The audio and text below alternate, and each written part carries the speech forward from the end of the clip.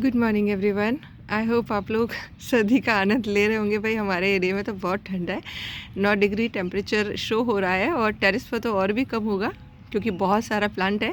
तो अच्छी खासी ठंड हो रही है, हाथ बिल्कुल जाम हो रहा है। फिर भी मैंने शूट करने की कोशिश कर रही हूँ क्योंकि कुछ इन्फॉर्मेशन ज़रूरी होती हैं जो डेली रूटीन में मैं आप लोगों को देती हूँ। कुछ आपकी क्वेरीज़ होती हैं जिनके रिप्लाई करना ज़रूरी हो जाता है। तो आज मैं सबसे पहले तो ये बोल देती हूँ, देखिए आज 3 जनवरी है तो आज कुछ भी नहीं लगाना है। अगर आप चाहें तो आप पौधों के ऊपर काम कर सकते हैं, मिट्टी को बिल्कुल टच मत करिएगा। कोई रूट फिलिंग नहीं कर सकते हैं अभी आप 13 तारीख तक। रूट फिलिंग करिएगा आप 13 तारीख के बाद। 13 तारीख तक आप पिंचिंग और प्रूनिंग का काम कर सकते हैं, लेकिन उसमें भी एक चीज़ का ध्यान रखिएगा। पिंचिंग आप कर सकते हैं क्योंकि सॉफ्ट होती है, लेकिन हार्ड प्रूनिंग मत कर दीजिएगा। हो सकता है तेज़ ठंड है तो आपके यहाँ पौधा शॉक में चला जाए और मर जाए। तो अब आपको जो भी काम करना है ना अपने यहाँ पर, आप अपने यहाँ का टेम्परेचर ज़रूर देख लीजिएगा। अगर आपके यहाँ टेम्परेचर 20 के आसपास है तो आप पौधों पर काम कर सकते हैं, लेकिन अगर 20 से कम है तो प्लीज़ बहुत ज़्यादा रीपॉटिंग या प्रूनिंग का काम मत करिएगा। देखिए मैं पिछले कई सालों का एक्सपीरियंस बता रही हूँ आपको कि अगर आप करते हैं तो मे भी हो सकता है आपका पौधा शॉक में चला जाए और पौधा आपके हाथ से चला जाए। और अगर आपको रिपोर्टिंग का काम करना भी है कि भाई बहुत ज़रूरी है, मुझे तो करना ही है सीजनल प्लांट्स का, तो आपको मिट्टी को डिस्टर्ब नहीं करना है। मिट्टी को एज इट इज़ पॉलीथीन या ग्रो बैग्स या जो भी जिस पॉट में वो लगे हुए हैं निकालिए बहुत आराम से, प्यार से दूसरे पॉट में जो कि रेडी किया हुआ रखा है उसके अंदर रखिए और मिट्टी डाल दीजिए। रूट्स को बहुत ज़्यादा टच मत करिएगा क्योंकि हो सकता है नुकसान हो जाए। पर टेम्परेचर ज़रूर देख लीजिएगा।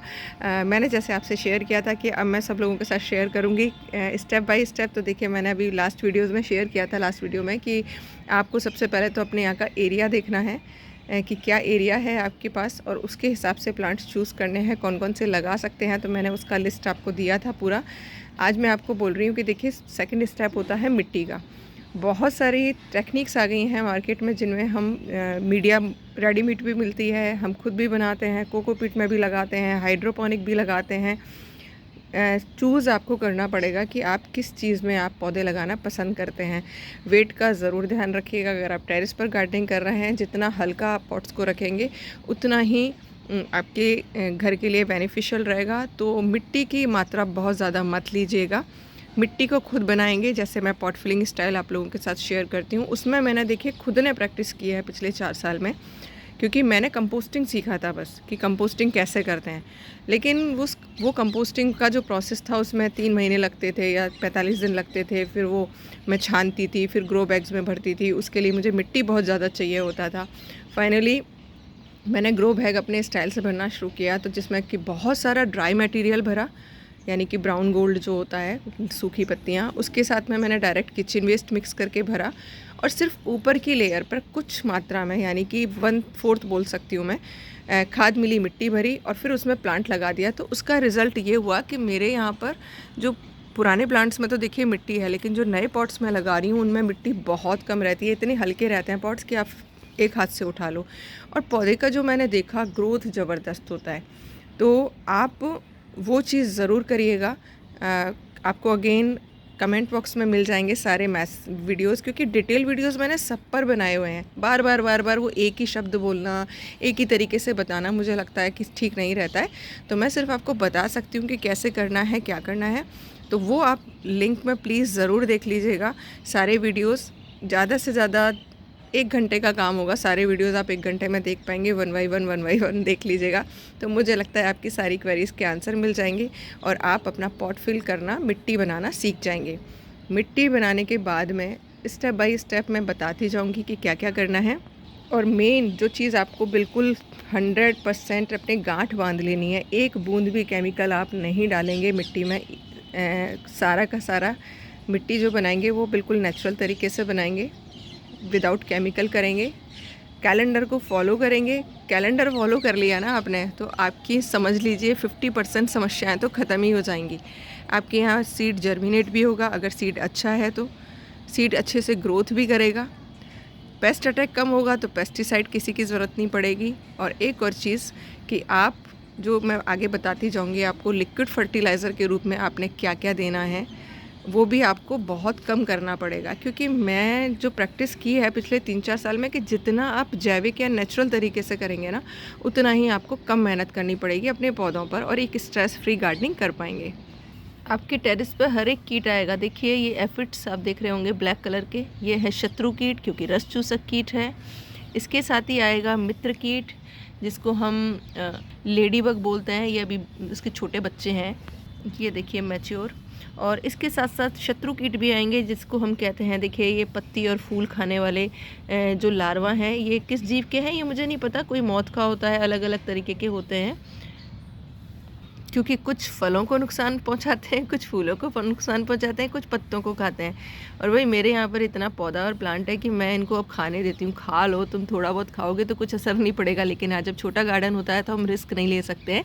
तो आप लोग अगर रेगुलर तरीके से कड़वा बायो एंजाइम और वो सब स्प्रे करते रहेंगे ना, तो कीट आएंगे बट बहुत कम मात्रा में, बहुत ज़्यादा नुकसान नहीं कर पाएंगे। और हाँ, एक ये भी सवाल रहता है कि मैम मिट्टी कहाँ से लेकर आएँ। तो देखिए मैं तो पहले बहुत मैं लाई हूँ, अब तो मेरे को लानी ही नहीं पड़ती है, मेरे गार्डन से ही मैनेज हो जाती है।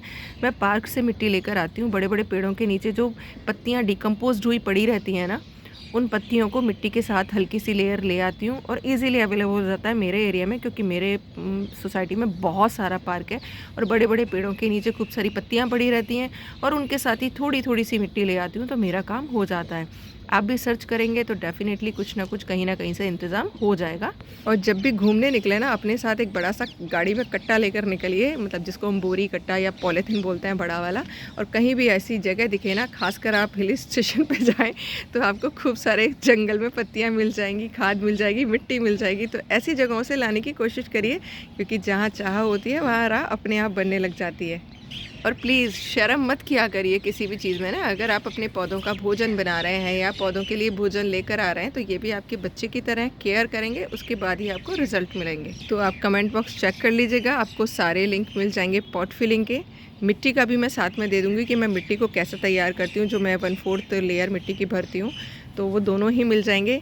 और कोई क्वेरी रह गई हो तो कमेंट बॉक्स में पूछ लीजिएगा, स्टेप बाय स्टेप ही बताऊँगी, एक ही दिन में सारा बता दूँगी तो सब हौच पौच हो जाएगा।